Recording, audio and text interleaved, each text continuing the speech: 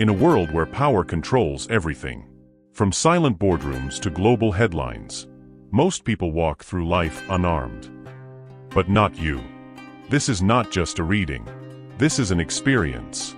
A tactical breakdown of the 48 laws that have shaped kings, criminals, CEOs, and survivors. Every law you'll hear was born from real strategy, sharpened in centuries of conflict, betrayal, and ambition. And now, it's yours. This audiobook brings you more than the laws.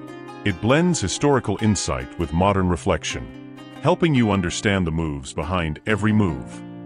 So if you're ready to see what others miss, to play the game they don't even know they're in, then listen closely. Your lessons start now, and power will never look the same again. Law 1. Never outshine the master. France. 17th century. The court of King Louis XIV. A man named Nicolas Fouquet, the king's finance minister, throws the most extravagant party Versailles had ever seen. Gold, wine, fireworks, poets, musicians, even a chateau he built himself to honor the king. The guests were stunned. And the king? Silent, cold, watching. Days later, King Louis has Fouquet arrested for embezzlement. Not because he was guilty, but because he shined too brightly. Fouquet's brilliance was interpreted as ambition. His charm looked like a threat. His generosity seemed like manipulation. And in the presence of royalty, he forgot one rule: never outshine the master. Let's talk about you. You're talented. You're sharp. You might even be brilliant. But brilliance comes with a price. Because in a world run by ego, power hates competition, even if it's subtle. At work, at home, in friendship groups, if you shine too bright around the wrong people, they'll see your light as a spotlight on their shadow. Here's the painful truth. Not everyone wants to see you win, especially those above you. Why? Because your growth reminds them they're standing still. Your confidence reminds them of their insecurity. Your ideas remind them how long they've been out of ideas. Fouquet didn't get jailed for a crime. He got jailed for style, for shining, for being unforgettable in a room where only one man was allowed to be remembered. King Louis built Versailles after that event, a palace bigger than Fouquet's. More extravagant, more dominant. Why? Because Fouquet taught him a lesson, not in finance, but in threat detection. The court learned quickly. Praise the king. Never outdress him. Never appear more intelligent than him. And above all, never make yourself the center of gravity in someone else's solar system. Listen closely. If you want to rise, you must master how to be underestimated. Not forever, but long enough to get through the door. Long enough to move in silence. Long enough to earn real leverage. Being too brilliant too soon is like pulling your sword out in front of a king. Even if it's not aimed at him, he'll feel the threat. So what do you do instead? You observe. You mirror. You master the dance between visibility and invisibility. Know when to shine. And more importantly, know when to dim the light just enough to make the insecure feel safe. That's not weakness. That's strategy. Repeat this with me. Never outshine the master. Say it again. Make the master feel superior. Earn space. Then rise in silence. Power is not always taken by force. Sometimes, it's gained by making others feel safe until they're no longer needed. Law 2. Never put too much trust in friends. Learn how to use enemies. Italy. Renaissance era. A man named Michael trusted his childhood friend, Paolo. Paolo worked closely with him in business. They laughed, traveled, and built side by side for years. Then one day, Paolo betrayed him, stole his contacts, sabotaged his deals, spread lies. Why? Because Michael assumed that friendship meant loyalty. He forgot that familiarity breeds entitlement, and that enemies, unlike friends, have something to prove. Friends expect, enemies earn. Let's be real. Most people put blind trust in their friends, not because they're smart, but because they're comfortable. But comfort is not protection. Your friend might like you, but still envy you. Your friend might support you, until your success makes them feel small. Why? Because friendship is based on closeness, not on tested loyalty under pressure. Now contrast that with an enemy. They have a reputation to clean, a bridge to rebuild, something to lose if they fail. That means when they help you, they do it with intention, calculation, and precision. Friends can become lazy with your trust. Enemies? They walk on glass to keep it. Napoleon Bonaparte understood this. He famously promoted officers not based on friendship, but based on performance. Even if those men once stood against him, he said, "I'd rather have a competent enemy than an incompetent ally." Why? Because friends take shortcuts. They feel entitled to favor, tolerance, and forgiveness. But enemies? They work harder to earn their spot and keep it. Think about your life right now. Who do you trust just because you've known them forever? And now ask, would you trust them to make a decision with your name on the line? Would you trust them to stay silent when your enemies are offering them an easier path? Most betrayal doesn't come from enemies. It comes from friends. Not out of malice, but out of envy, insecurity, entitlement, or unconscious competition. The closer they are, the more room they have to hurt you from the inside. This law doesn't say, hate your friends. It says, be realistic about human nature. Build your alliances based on behavior, not history. Test loyalty before trusting it. Give roles based on capability, not comfort. And never be afraid to partner with someone who once opposed you, if they now have something to prove. Repeat this. Trust is not a gift, it's a contract. Say it again. An enemy with something to prove may serve me better than a friend with something to protect. Loyalty is not built on friendship. It's built on intention, performance, and mutual clarity. Law 3. Conceal your intentions. In ancient China, a brilliant strategist named Zhuge Liang was known for his calm, quiet mind. He was the type of man who would sit silently during conflict, while everyone else argued loudly. One day, his city was surrounded by an army 10 times larger than his own. He had no soldiers, no defense. But instead of panicking, he did something shocking. He opened the city gates, sat calmly on the wall, and began playing the zither, a gentle musical instrument, like nothing was wrong. The enemy general arrived, saw Liang smiling and playing music, and assumed it was a trap. He turned around and retreated. Zhuge Liang won without a fight. Because his power didn't come from force, it came from mystery. This is Law 3 in action. Conceal your intentions. Not because you're being dishonest, but because people panic when they feel exposed. Let me tell you a truth most people ignore. When others know what you're building, they either try to stop it, steal it, or rush to do it before you. That's why the most powerful moves are made in silence. Show the dance, but hide the steps. Share the result, but guard the formula. Why? Because transparency invites resistance. And clarity, too early, invites sabotage. In the Da Vinci Code, Robert Langdon and Sophie Neveu are being hunted, not just for what they know, but for what others think they might know. Everyone's chasing them. Why? Because they're unpredictable. Because no one knows their plan. Their greatest power isn't a weapon. It's confusion. While others are guessing their next move, they've already made it. In your life, you might be working on a business, a dream, a mindset shift. But here's your trap. You talk too much. You overshare. You post every move. You speak your plans before they have roots. And what happens? Suddenly you feel resistance. Negativity. Energy shifts. People start copying you, or subtly working against you. That's not an accident. That's human nature.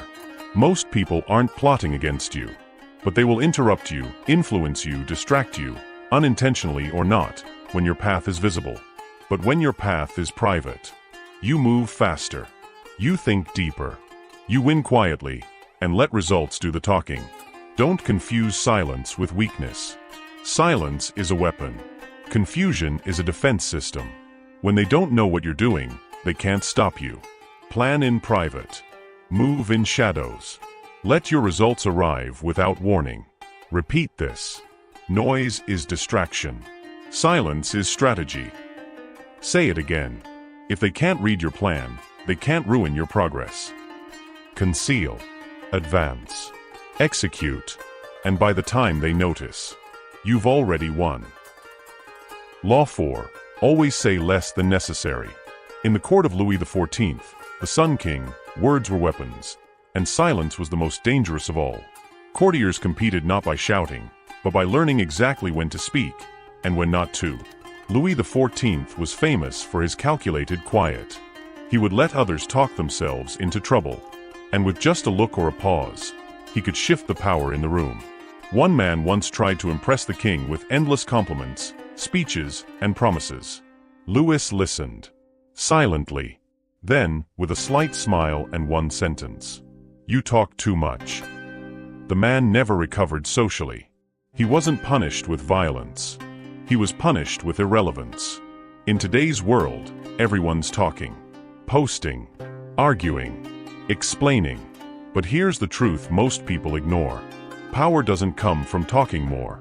It comes from knowing when to shut up. Why? Because mystery builds leverage. Silence creates space. And in that space, people reveal themselves. You don't have to prove you're smart. You don't have to defend every move. You don't have to explain your decisions to people who don't have the range to understand them. Let them wonder. Let them assume. Let your stillness disturb their comfort. In the 48 Laws of Power, Greene highlights how diplomats, emperors, and even mafia bosses use brevity as a tool. Say less, and you force others to fill in the blanks.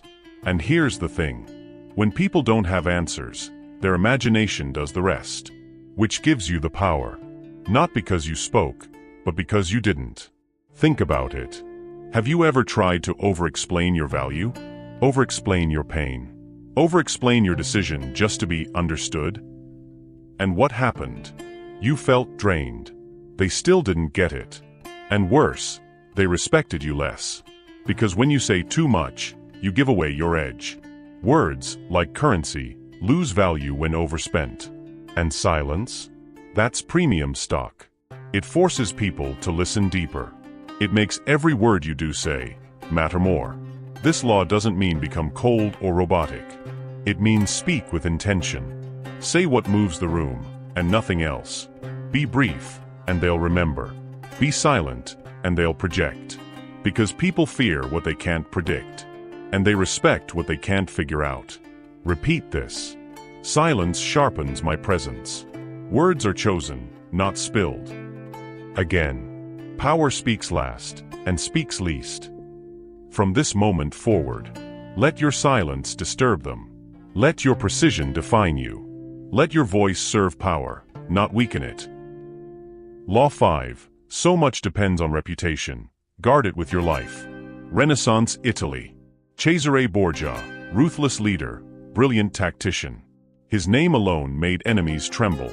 But it wasn't just his actions that gave him power. It was the myth around him. Stories whispered in alleyways. Rumors that he had spies in every court. Tales of executions that may or may not have happened. Some of it was true. Some of it wasn't. But none of that mattered, because what mattered most was his reputation. A reputation that preceded him, and often won battles before they began. Let's be real, you already have a reputation. Whether you crafted it or not. People are assigning you a label every time you show up. Every time you speak. Every time you're silent. Your name carries weight, or it carries weakness. And if you're not building it intentionally, someone else is doing it for you, possibly against you. The truth is, in life, power is not just who you are. It's who they think you are. Your reputation opens doors before you arrive, or shuts them behind your back. Guard it. Shape it. Protect it. Because once it's damaged, fixing it is harder than starting over. Cesare Borgia was once betrayed by a commander. He invited the man to a banquet, praised him, and later that night, had him quietly executed. Why the drama? Because he didn't just punish betrayal. He made a public lesson out of it. The message was simple. My name is not to be played with. After that, few dared cross him. His reputation did the heavy lifting. People think reputation is for celebrities or corporations. Wrong. Reputation is your currency, in jobs, friendships, relationships, business. Lose it, and you become a liability. Guard it, and you become untouchable. Your word, your consistency, how you react under pressure. All of that writes the story people tell about you when you're not in the room. And you better believe they're telling it. So ask yourself, what do people associate with your name? Reliability or chaos? Power or passivity? Discipline or excuse-making? You don't need everyone to like you, but you need them to respect the story attached to your presence. From now on, don't just protect your image, craft your myth. Make your name echo. Be known for precision, for delivery, for clarity, for decisiveness. And when someone tries to stain it, respond strategically, not emotionally. Silence them with consistency, not complaint. Repeat this. My reputation enters before I speak. Again, my name is my sword. I sharpen it daily. I guard it with my life. Your presence is power. But your reputation? That's your shadow. It walks into rooms before you even arrive. Law 6. Court attention at all costs. Venice, 1700s. A man named Giacomo Casanova walks into a crowded ballroom. He's not royalty, not a warrior, not rich, but every eye turns toward him. Why? Because Casanova mastered one thing: presence. He dressed with flair. He told outrageous stories. He made sure every word, every glance, every silence pulled attention toward him. While others begged for status, Casanova created mystery. He knew that in any room, it wasn't the strongest, smartest, or richest who won. It was the one they watched. Here's the hard truth. If they're not watching, they're not listening. If they're not listening, they're not buying. If they're not buying into your energy, your ideas, your presence, you don't exist to them. In a loud world, the invisible are forgotten. And the forgotten get no opportunities. It's not enough to be good. You have to be seen. You have to stand out, or you disappear. The human brain is wired for novelty. If you don't capture it, someone else will. Ask yourself, when you walk into a room, do people notice? Or do you blend in with the walls? In the 48 Laws of Power, Greene gives the example of P.T. Barnum, master of spectacle. Barnum once paid a beggar to place bricks in the street one by one. Then pick them up and place them somewhere else. People gathered in crowds just to figure out what was happening. And next to the spectacle, a sign that said, Barnum's Museum, just around the corner. Traffic exploded. Why? Because Barnum understood. Make them look, and they'll follow. Stay invisible, and they'll forget. Let me ask you something real. Are you building something powerful, in silence, and wondering why no one cares? Being low-key might protect your ego, but it kills momentum. Your business, your content, your skills. None of it matters if you're hiding. People don't chase value they can't see. And attention? That's currency. Whoever owns it controls the narrative. That doesn't mean fake it. It means amplify what's real. You don't have to scream, but you do have to shine. How to court attention with class. Be bold in contrast. Dress sharp. Speak with punch. Create tension. Own your silence. When you say less, people lean in. Control the story. Don't wait to be noticed. Define what they'll remember. You are not here to be digestible. You are here to be unforgettable. Stop whispering. Start positioning. Stop being humble to the point of irrelevance. Repeat this. If they don't see me, they can't hear me. If they can't hear me, I don't exist. Say it again. I don't chase attention, I command it. From this moment forward, you either stand out, or you're already losing. Law 7. Get others to do the work for you, but always take the credit. Renaissance Italy. A time of art, genius, and silent war between minds. Meet Leonardo da Vinci, the iconic name we all revere. But did you know? Many of the engineering marvels attributed to him were born from his apprentices, his rivals, even his enemies. Da Vinci had a secret. He watched, he studied, and when something valuable emerged, he integrated it, perfected it, and claimed it. Meanwhile, others obsessed over being original. Da Da Vinci focused on being legendary. Here's the uncomfortable truth. The world doesn't reward who worked hardest. It rewards the name attached to the final product. You can spend 10 hours sweating over a task, or 10 minutes assembling the best minds to build it for you. Smart power isn't about doing everything yourself. It's about knowing what to delegate, who to use, and when to step in and shine. This law isn't about being lazy. It's about being strategic. Work smarter than the rest, and let the results wear your name. In 1600s France, Cardinal Richelieu was the true power behind the king, but he rarely gave direct orders. He had writers, generals, spies, all executing his plans. Richelieu focused only on one thing: credit. His name appeared in royal decrees, not his assistants. His influence echoed across Europe, while others carried out the dirty work. The workers built the empire. Richelieu owned the legacy. In your life, ask this now. Are you doing the lifting, or are you owning the vision? CEOs don't run cables. Generals don't load rifles. Champions don't mop the ring.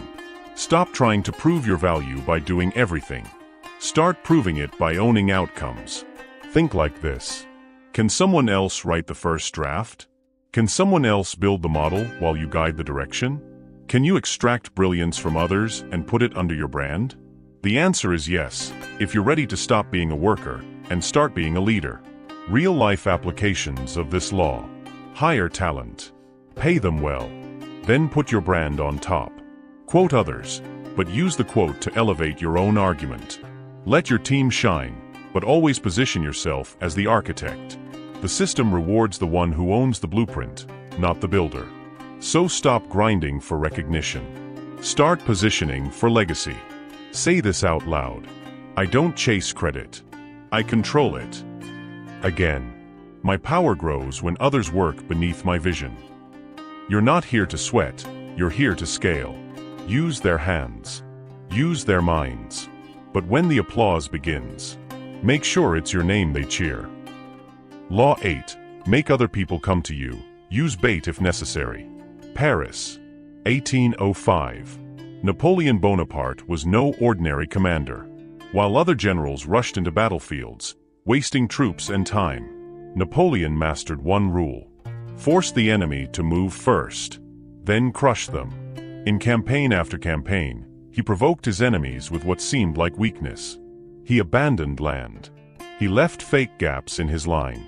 And like clockwork, the enemy took the bait. They charged forward, right into his trap. Napoleon didn't chase victory. He designed it. Listen closely. Every time you chase, you lose power. The one who moves first loses control. The one who waits, plans, and provokes gains power. People are emotional. They act too soon. But power lies in waiting just long enough until they come to you. Think of it like chess. It's not about who moves fast. It's about who controls the board. Sun Tzu, the legendary strategist, once said, "To lure the enemy, offer him bait. Appear weak when you are strong." Great emperors, kings, CEOs, they all followed this logic. They didn't beg for attention. They created gravity. Do you know why some people get offers, praise, power without asking? Because they position themselves where others must come to them. They are the gatekeepers. Everyone else is knocking. Are you begging for clients, for approval, for followers? Stop now. That desperation? It's visible. It repels power. Start positioning yourself as the one who sets the rules. Become the one people seek out. Build assets. Build mystery. Build something valuable enough that people must come to you. And when they do, don't just give. Let them reach. Let them stretch. Let them earn it. Real-world power plays. Freelancer? Instead of applying to jobs, build a portfolio so irresistible clients DM you. Leader? Stop chasing people to follow your vision. Clarify it, and let them choose to align. Brand? Add exclusivity. Limited access. Application only. Turn yourself into the prize. Power is in the pull, not the push. Say this aloud. I am the center of gravity. I attract, not chase. Again. I set the terms. They come to me. Power doesn't run. Power waits. Power watches. And when the moment is right, power collects. Law 9. Win through actions, never through argument. Story begins. Florence, 1502. The artist Leonardo da Vinci stood before a council of architects, all arguing furiously. The Duke wanted a new bridge over the Arno River, and the experts couldn't agree, each one louder than the next, tossing papers, shouting measurements. Leonardo? He stayed silent, calm. Then, without a word, he unrolled a single page. A clean sketch. Balanced. Elegant. Structurally sound. The room fell silent. No debate. No defense. Just results. And he won the commission, not by arguing, but by proving. Learn this now and never forget. Arguments change nothing. Action changes everything. When you argue, egos flare. Walls go up. People stop listening. They only prepare to counterattack. But when you act, you remove the air from the fire. Action shuts mouths. Action ends debate. Action is undeniable. Back to the story. Napoleon never debated his critics. He simply won battles. Steve Jobs didn't argue over tech specs. He just said, "Here's the iPhone. Try it." Tesla? Elon Musk doesn't spend hours on forums defending his company. He launches rockets. And suddenly, the critics are left staring at the sky. Coaching breakdown. Stop trying to explain yourself to people who are committed to misunderstanding you. Your worth isn't in what you say. It's in what you show. You're not here to be understood. You're here to be unignorable. Speak once, clearly. Then act so loudly, they can't argue back. Real-world power moves. Don't debate trolls. Deliver results that make them irrelevant. Don't explain your goals to friends who laugh. Reach them, then let your success silence the room. Don't argue about your value. Charge more. Build better. Walk away. Action is final. Argument is fuel for fools. Say it aloud. I don't explain. I execute. I don't fight with words. I win with proof. Let them argue. I'll be too busy building. Law 10. Infection. Avoid the unhappy and unlucky. In ancient Greece, there lived a philosopher named Thales. Brilliant. Calm. Disciplined. But one day, out of pity, he invited a bitter, bankrupt friend into his home. That friend poisoned the air with constant complaints. "The world is against me," he'd mutter. "Nothing ever works for me." Weeks passed, and something shifted in Thales. He was no longer curious. His creativity dimmed. His confidence faltered. Misery had seeped into his mind like smoke under the door. Thales, one of the greatest minds of his time, was not defeated by war or disease, but by contagion. Emotional contagion. Here's the truth. Negativity spreads faster than any virus. Misery loves company, and it will make you its company if you're not careful. You absorb more than you think. Their fears become your hesitation. Their bitterness becomes your lens. The unhappy and the unlucky are not just unfortunate. Many of them are dangerous. Not because of what they do, but because of how they shape your thinking. Kings have fallen because they surrounded themselves with bitter advisors. Businesses have collapsed because of one toxic team member. Even Julius Caesar delayed key decisions in his final weeks. Not because he was indecisive, but because his circle had grown poisoned with paranoia. Greatness is fragile, and the wrong person in your space can rot it from the inside out. Ask yourself, who drains your energy when they speak? Who makes you question your path? Who always sees the problem, never the solution? Cut that connection. Not with anger, but with clarity. You don't owe access to everyone, especially not those who don't protect your momentum. This isn't cruelty. This is survival. Your destiny demands emotional hygiene. Real-world power moves. Limit access. Just because they're family, friends, or old colleagues, doesn't mean they get unlimited time in your space.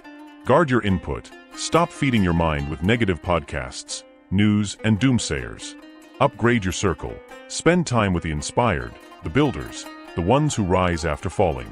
Remember, power isn't just about what you do, It's about who you let influence you. Repeat. I protect my energy like a king protects his crown. I do not absorb their fear. I do not carry their curse. Let the miserable pass you by. Let the unlucky find their own path. You are not their savior. You are your own protector. Law 11. Learn to keep people dependent on you. 17th century France. Cardinal Richelieu, the power behind the throne, advised young King Louis XIII. Richelieu didn't beg for power. He made the king dependent on his mind, his network, his strategy. He positioned himself as irreplaceable. When enemies tried to discredit Richelieu, the king hesitated. Not because Richelieu was loved, but because losing him would mean losing control.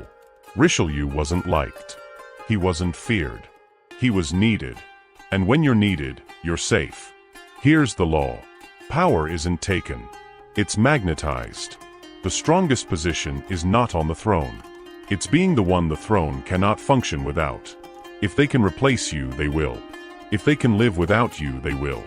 But if everything breaks when you leave, you become a permanent asset. In modern business, the quiet employee who learns everyone's job becomes untouchable. The freelancer who builds tools no one else understands becomes essential. The friend who always figures it out gets invited back, not out of love, but out of need. Steve Wozniak was brilliant, but Steve Jobs was the bridge between vision and money. Apple could survive without the builder, but never without the connector. Jobs made himself the hub. Everything passed through him. Stop trying to be impressive. Be needed. Don't compete on popularity. Compete on indispensability. Learn skills that solve hard problems. Connect people who can't talk to each other. Become the bridge they all walk across. Then own the bridge. Remember, when you're just one of many, you're disposable. But when you're the only one, you are power itself. Specialize plus connect. Learn what no one else knows, then link it to what everyone needs. Create dependency loops. Let others rely on your judgment, access, or speed, things hard to replace. Stay silent about your leverage. Let them realize on their own that without you, things fall apart. This is how power lasts, not with fame, but with quiet, invisible control. Repeat. I am not impressive. I am essential. I am not loud. I am locked in the system. They may not love me, but they cannot lose me. Be the one they cannot remove. Make your absence more expensive than your presence. Law 12. Use selective honesty and generosity to disarm your victim. Count Victor Lustig, one of the most notorious con men of the 20th century, once pulled off an impossible scam. He sold the Eiffel Tower twice. How? With selective honesty. Before the scam, he staged an accidental reveal of sensitive information. Something small, but true. He'd say things like, "I shouldn't show you this, but you seem trustworthy." That one drop of truth, that one generous gesture, built trust faster than 1,000 lies could destroy. Once the victim was hooked, the real deception began. Lustig understood a psychological law. People trust you when you give them a reason to believe they're special. Power isn't about lying. It's about controlling belief. And sometimes, the most powerful move is to tell the truth, selectively. Give away a small truth to hide the bigger strategy. Show vulnerability once, to gain full access. Make one generous move, so they never see the knife. People aren't disarmed by force. They're disarmed by sincerity, when it's calculated. In war, generals leak minor weaknesses to confuse the enemy. In business, CEOs admit a small failure to seem relatable, while hiding their next big merger. Even Julius Caesar would occasionally forget his crown in public, letting people think he wasn't power-hungry. But behind the scenes, he controlled everything. Honesty became a weapon, and generosity, a trap. Ask yourself, what part of the truth gains me trust? What act of generosity opens the door I need? What mistake could make them lower their guard? You don't need to deceive. You need to choose what they see. A master of power never reveals everything. They reveal just enough to seem transparent, while controlling the game underneath. Share a flaw, intentionally. Done right, it makes you relatable, not weak. Give before you take. A small, strategic gift or favor opens people's minds and blinds them to your deeper motives. Let them figure out your truth. When people uncover something by themselves, they trust it more. The goal isn't to lie. It's to guide perception. Repeat. One honest word is worth 10 lies. I disarm with truth, not force. They believe what I allow them to believe. Tell the truth, wisely. Be generous, tactically, and watch them hand you the keys while thanking you for the favor. Law 13. When asking for help, appeal to self-interest, never to mercy or gratitude. Story begins. In ancient Athens, a philosopher named Demosthenes sought financial backing for a public speech campaign. He went door to door, asking for support. And he failed. Please help me for the good of the people, he pleaded. Do it for honor, for virtue. But no one moved. Then, he changed strategy.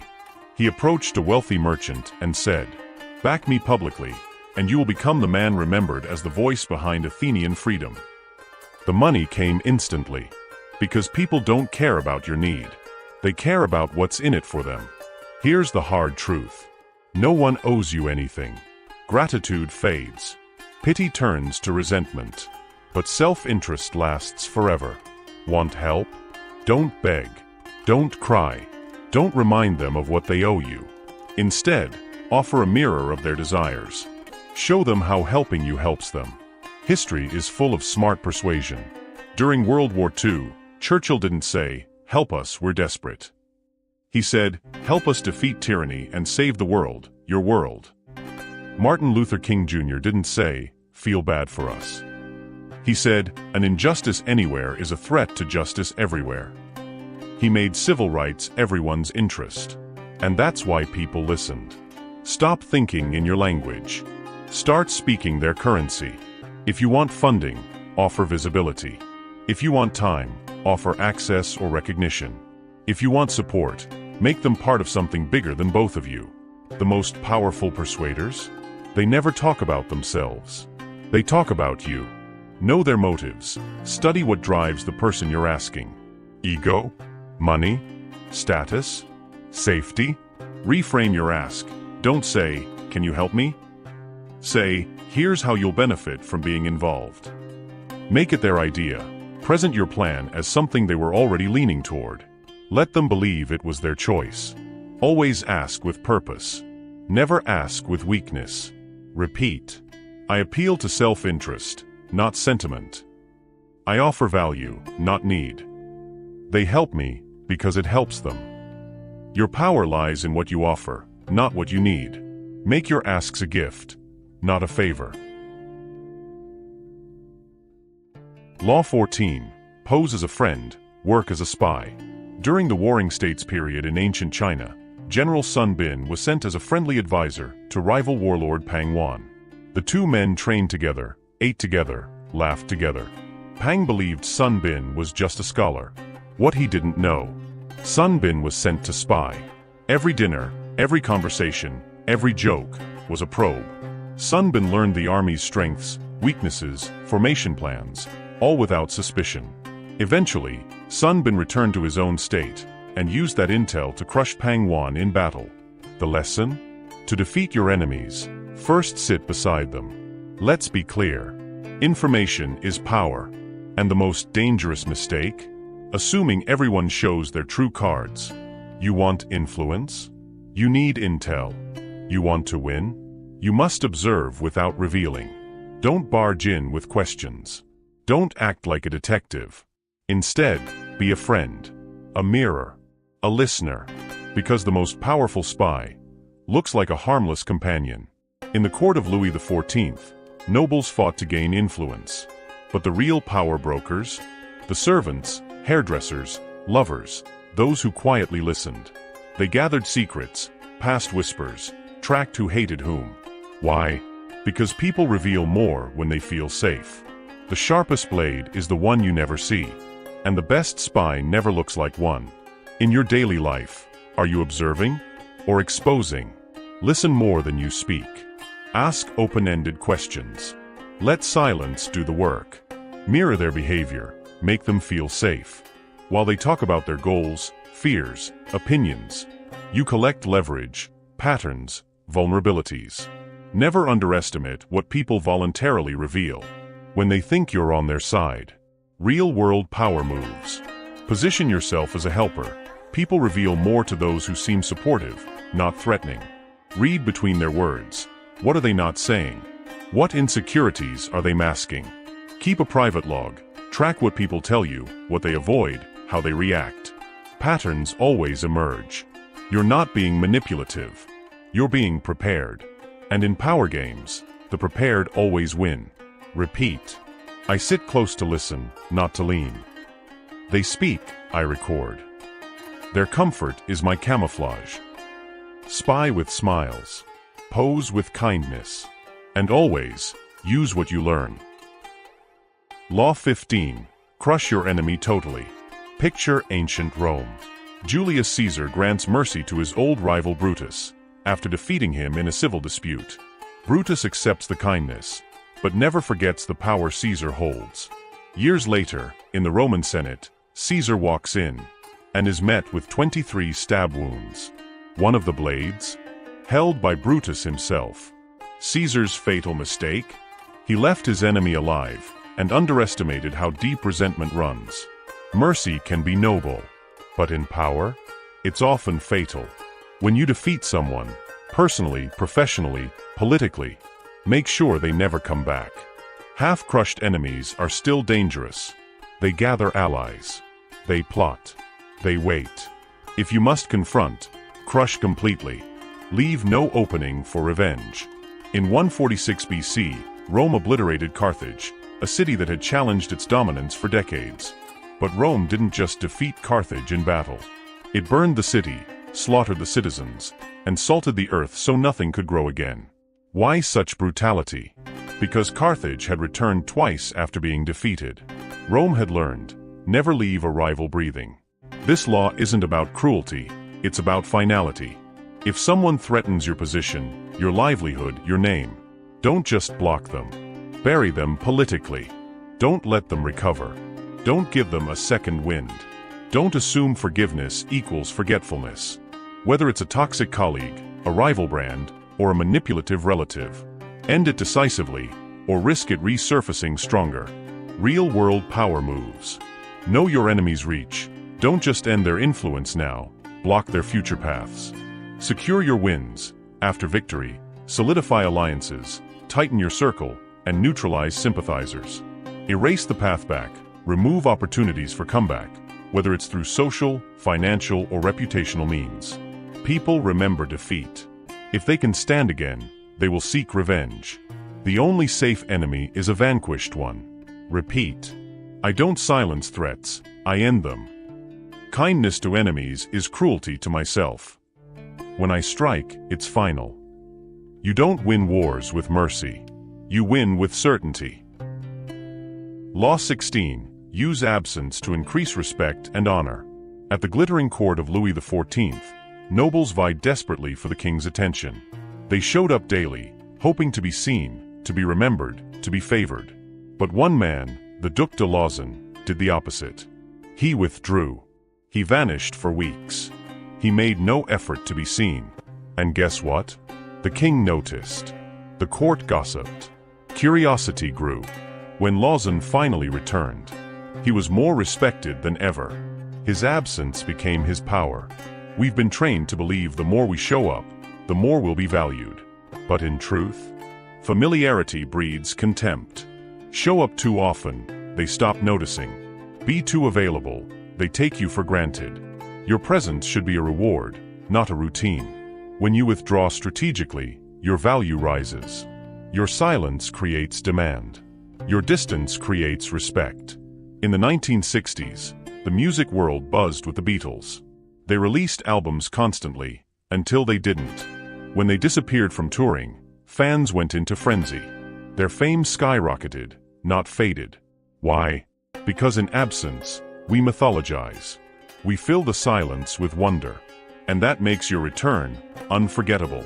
Be honest. Are you always there for people, and still feel invisible? Then it's time to step back.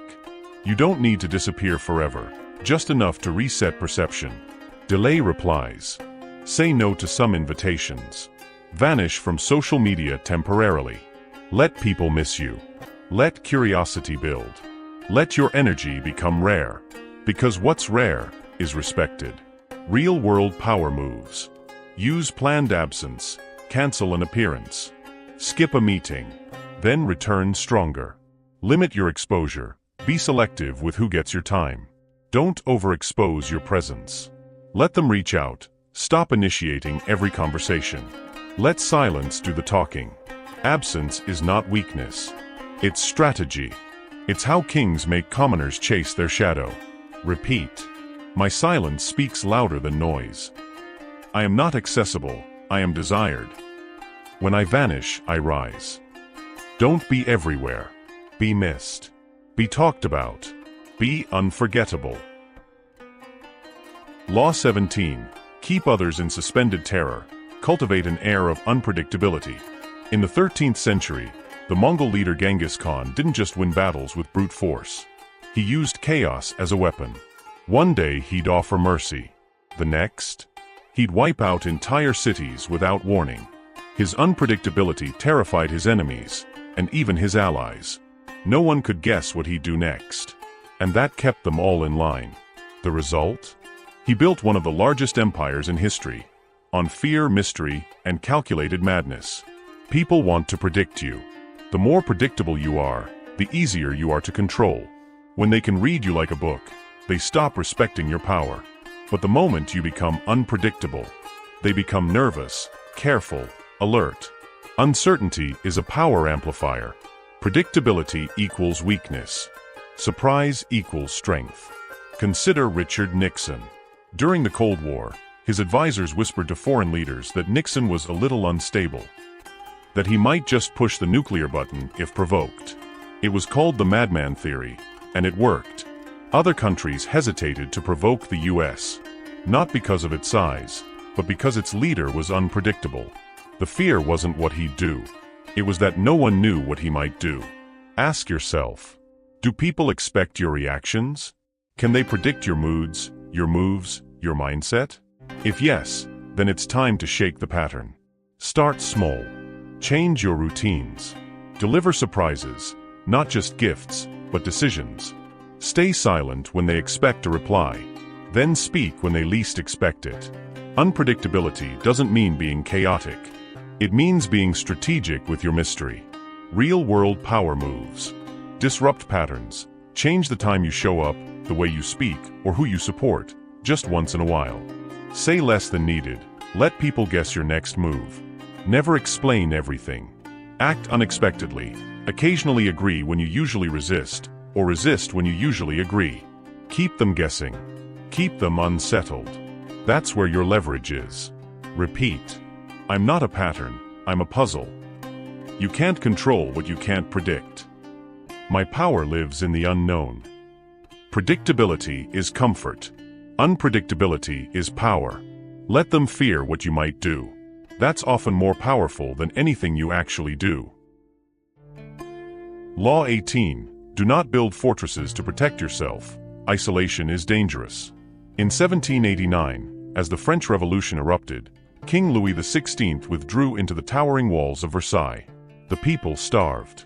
The city burned. And the king? He hid behind gold, curtains, and advisors who told him only what he wanted to hear. But his fortress became his prison. He had no idea how hated he'd become, until it was too late. The guillotine didn't care about golden walls. He thought safety came from distance. But in truth, isolation killed him. When pressure rises, your instinct may be to pull away, protect yourself, and hide. But fortresses, physical or emotional, only give the illusion of safety. In reality, when you isolate, you lose perspective. You lose access. You lose information. And worst of all, you lose influence. Power doesn't live behind walls. It lives in movement, connection, and presence. Think of Steve Jobs when he was fired from Apple. He didn't retreat. He immersed himself in Pixar, in Next, in creative collaboration. And when he returned, he didn't build a wall. He built a community of thinkers who revolutionized technology. Or take Abraham Lincoln. He filled his cabinet with rivals, not yes men. He didn't isolate. He engaged, listened, and surrounded himself with diverse ideas. Isolation weakens. Connection empowers. When you feel under threat, don't hide, expand. Reach out. Listen to people you don't usually listen to. Walk where you usually don't walk. Your power multiplies through networks, not solitude. Through visibility, not vanishing. Through information flow, not silence. A fortress may protect your ego, but it will choke your growth. Join rooms you don't dominate. Stay uncomfortable. That's where power is born. Engage with critics, not to argue, but to understand the battlefield. Stay informed. Isolation breeds delusion. Information keeps you sharp. Never forget. The moment you disappear, they start writing your story without you. Say it aloud. My presence is my power. I build bridges, not bunkers. I will never fear connection. I will fear isolation. Step out of the fortress. Enter the arena. Own the room, not just the throne. Law 19. Know who you're dealing with. Do not offend the wrong person. In 1871, a young writer named Victor Noir publicly insulted Prince Pierre Bonaparte, a cousin of Napoleon III. Thinking it was just another political spat, he sent a defiant letter. The prince responded, not with words, but with a bullet. Noir was gunned down in cold blood. What seemed like a minor provocation became a national tragedy. One wrong insult. One wrong person. And the cost was death. You never know how deep a grudge runs until it explodes. Power is not just about strategy, it's about emotional intelligence. You must learn the art of reading people. Some opponents are cold and calculating. They can be negotiated with. Others are prideful, insecure, or unstable. Provoke them, and you light a fuse you cannot control. Not every battlefield is worth stepping on. Not every enemy reacts the same. And the wrong insult can cost you everything. Take Michael Jordan. One reporter joked that a rookie guard would lock him down. Jordan didn't laugh. He dropped 54 points on that rookie the next night. Or Joseph Stalin. A man so paranoid, so sensitive to insult, he had his own best friends executed for disloyal tone. Some people forgive. Some people never forget. Some people destroy. Before you challenge, mock, or confront, observe. Is this someone who's logical, or someone driven by ego? Will your victory earn you respect, or revenge? Powerful people don't always react publicly. Some wait. Some plot. Some smile, while sharpening the knife. Power isn't about fear, it's about awareness. Real-world power moves. Study personality types. Know the difference between a competitor, a narcissist, and a sociopath. Pick your battles wisely. A small win over the wrong person can become a lifelong war. Disarm with respect. If you're unsure, flatter, listen, and walk away with control intact. The world isn't fair. It's full of people who look calm and carry scars. Never assume you're playing chess when your opponent's playing with fire. Say it with clarity. I read people like maps. I never fight blind. I do not offend. I outmaneuver. Power is not only strength, it is wisdom, and discretion is your shield. Law 20. Do not commit to anyone, it gives you power. In Renaissance Italy, Cesare Borgia was a master of alliances, but he committed to no one. One day, he would support the Pope. The next, he would flatter France. Then suddenly, he'd charm his enemies, only to betray them later. But here's the truth. No one could control him, because he refused to be owned. Everyone wanted him on their side, but no one could ever be sure where he stood. That uncertainty was power. When you commit too early, you lose your leverage. You become predictable, dependable, controllable. But when you stay neutral, non-aligned, and mysterious, people start to chase you. You become valuable, not because of what you give, but because of what you withhold. Power is not about choosing sides. Power is in making both sides want you. Look at Elon Musk. He plays political sides, business alliances, and even public opinion. One day he supports Bitcoin. Next day, he mocks it. One day he's pro-free speech. Next day, he's banning journalists. People get frustrated. But here's the trick. Everyone's still watching. Still reacting. Still needing him. He doesn't commit. He controls. Stop being so eager to belong. Stop rushing into labels, sides, and promises. When people ask, whose side are you on? You respond, I'm on the side of whoever brings value. Learn to say, let me think about it. Let's keep options open. I'm not ready to choose yet. These phrases scare weak people, but they attract power. Real-world power moves. Be vague on opinions in public settings. Let others reveal their hands first. Let employers, clients, or allies chase you by signaling availability, not desperation. Never burn bridges. Power lies in floating above the chaos, not drowning in it. Commitment is beautiful when it's earned, but when it's handed out like candy, it becomes a trap. Repeat this. I do not rush. I do not fold. I am not owned. My allegiance is to results, not personalities. My loyalty is to my mission, not their agendas. I move like water, and only I decide where I flow. Law 21. Play a sucker to catch a sucker. Seem dumber than your mark. In 1876, con artist Victor Lustig sold the Eiffel Tower. Yes, sold it, not once but twice. How? By pretending to be a fool. He dressed modestly, spoke humbly, claimed he was just a government clerk overseeing the dismantling of the tower. The rich scrap dealers thought they were scamming him, but he was scamming them. They underestimated him, and that was his greatest weapon. Never forget. People will always reveal more when they believe they're smarter than you. When you play dumb, you disarm them. Their guard drops. Their arrogance rises. And that's when you strike. Power isn't about appearing strong.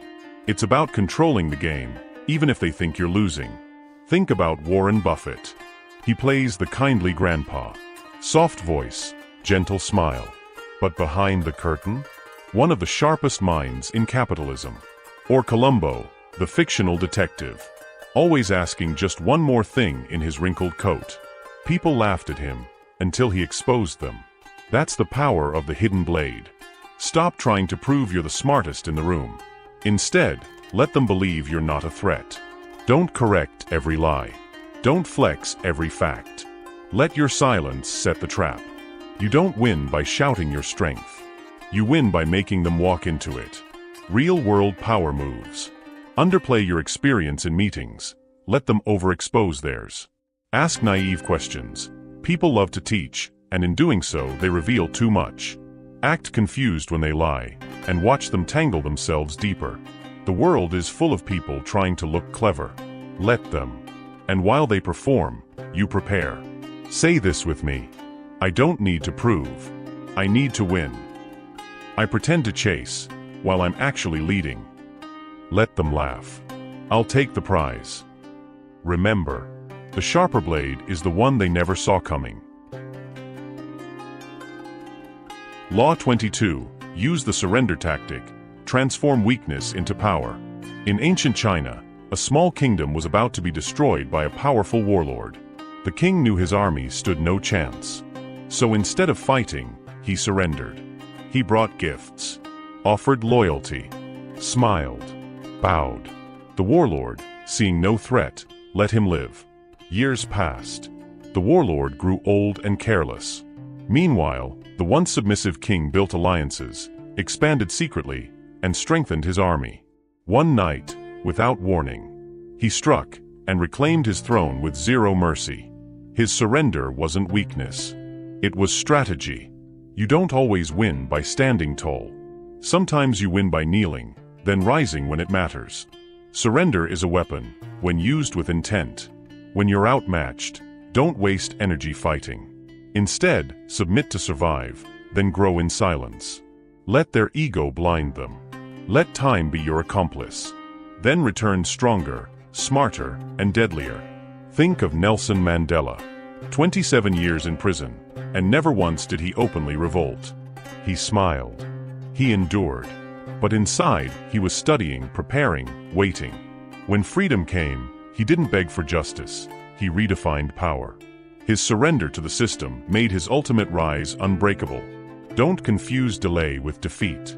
Don't confuse humility with helplessness. If you're cornered at work, in a relationship, in business, step back. Yield. But do it with a plan. A wise person knows when to fight, and when to appear defeated, to win the war later. Real-world power moves. Buy time with surrender. Use it to learn, to plan, to heal. Disarm with humility. Let them lower their guard, while you raise your game. Rise quietly. Come back not with excuses, but with results. The best revenge is not anger. It's silence, followed by success. Say this out loud. I bend so I won't break. I pause, but I never stop. My silence is not weakness. It's my comeback loading. Power isn't always loud. Sometimes it wears the mask of surrender, before returning as unshakable dominance. Law 23. Concentrate your forces. Power comes from focus. In the 1500s, a brilliant military strategist named Toyotomi Hideyoshi rose from a peasant background to rule all of Japan. He wasn't the strongest. He wasn't born royal. But he had one unshakable advantage: focus. While rival warlords scattered their armies, trying to control too many regions at once, Hideyoshi poured all his resources into one enemy at a time, one castle, one target, one victory. Step by step, he conquered the chaos. Not by doing more, but by doing less better. Here's the truth no one wants to admit. You're not losing because you're weak. You're losing because you're distracted. You chase too many goals. You start too many things. You say yes to everything and drown in nothing. Power doesn't come from being everywhere. It comes from being unstoppable in one place. Steve Jobs once said, "Focusing is about saying no." When he returned to Apple in the 90s, the company was falling apart. Too many products, too many projects, too much noise. He killed 70% of them, then focused on 4, a computer for home, a computer for work, and one each for laptops. That laser focus gave birth to the iMac, iBook, and later, the iPhone revolution.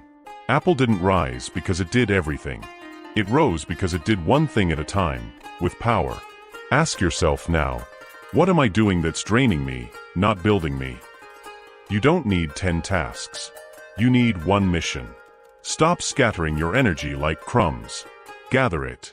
Concentrate it. Hit one target until it breaks. You'll go further in 30 days of focus than in 3 years of chasing everything. Real-world power moves. Choose one skill and go deep. Don't spread across 5 hobbies. In business, focus on one niche, one product, one problem to solve. Control your day, eliminate distractions, set one priority, and defend it like your life depends on it. Your energy is currency. Don't spend it everywhere. Invest it where it grows. Say it with purpose. I don't scatter. I strike. I don't dabble. I dominate. My force is focused. My results are inevitable. Power is not in your potential, it's in your precision. Focus, and watch the world fall into place. Law 24. Play the perfect courtier. Influence without force. In the glittering halls of 17th century Versailles, one man outshined them all, Balthasar Gracian. He wasn't the king. He wasn't born into wealth. But he mastered power through poise. While others bragged, pushed, and schemed, Gracian learned to speak little, observe much, and play the room like a game of chess. He knew one thing. The court didn't reward the loudest. It rewarded the smartest actor. And in a world where everyone was watching, one wrong word could end you. So Gracian moved like silk, spoke like honey, and built his empire with grace, not war. Power isn't always about pushing. Sometimes, it's about positioning. You don't have to be the lion. You can be the spider in the corner, silent, invisible, yet in control of the web. When you master presence, poise, timing, and silence, you don't force influence, you become magnetic. Look at today's world.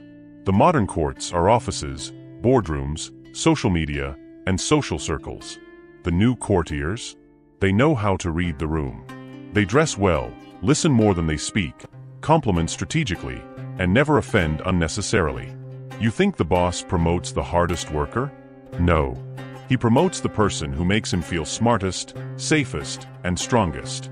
Power lies in making others feel powerful. That's the golden trick of the modern court. Let go of the urge to be real all the time. That's not honesty, it's emotional laziness. If you want to win in any power structure, you must master diplomacy over bluntness, a timing over truth, presence over pressure. The courtier doesn't manipulate, he aligns. He doesn't chase, he gets chased. Mirror the energy of the room before you try to change it. Practice strategic silence. Most people reveal themselves if you stay quiet. Never speak more than necessary, but when you do, be memorable. Don't react. Don't explain. Don't overshare. Refine your presence until it does the talking. Repeat this. I influence with elegance. I speak with precision. I play the room, I don't beg it. The courtier doesn't conquer with noise.